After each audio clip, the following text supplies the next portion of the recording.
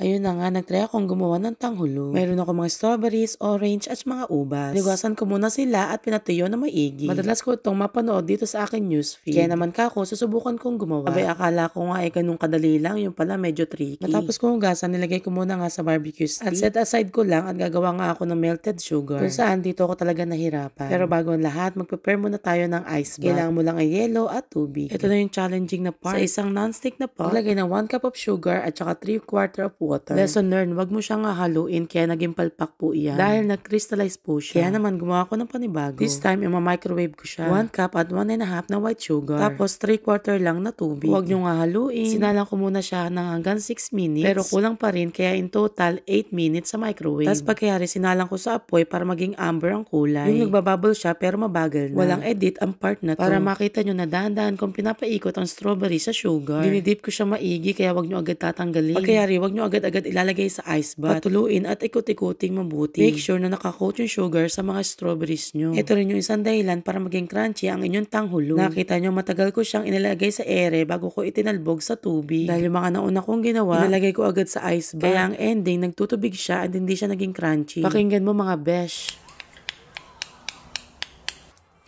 Ay, makatanggal ang ngipin. Kahit ilang oras na, crunchy pa rin.